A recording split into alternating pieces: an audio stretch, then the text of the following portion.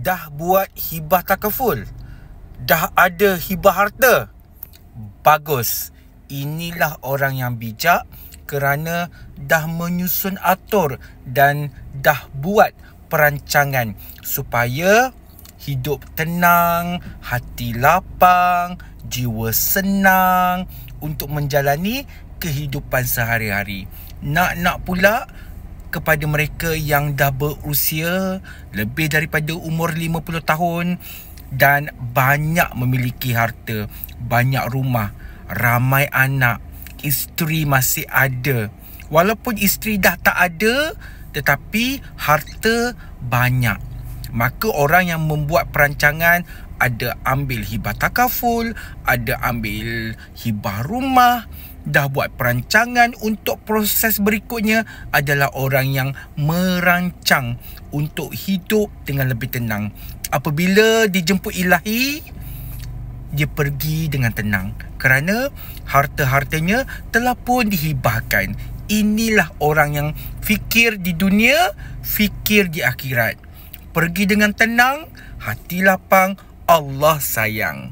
Barulah kita di alam barzah tidak bersangkutan lagi dah tak bersangkutan lagi dah dengan orang di dunia. Anak-anak kita pun boleh mewarisi harta kita dengan tanpa banyak urusan dekat pejabat tanah, nak turun naik banyak jabatan, nak kumpul maklumat, kan menyusahkan. Malah mengambil masa yang bertahun-tahun untuk menyelesaikan kesemua tuntutan harta pusaka kita. Kalau harta 5 juta lebih, nak kena pergi mahkamah tinggi, nak kena lantik lawyer, lama masanya. Kalau yang bawah 5 juta pula, nak kena turun naik pejabat pusaka kecil, JKPTG, nak kena jumpa ramai pegawai, nak kena isi myland sendiri. Ui, bukan kerja mudah. Saya pernah mengalami situasi ini dan saya tahu bagaimana susahnya sebagai anak, sebagai waris menguruskan harta arwah ayah, harta arwah mak.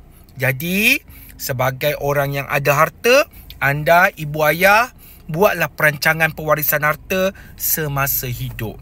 Boleh? Faham?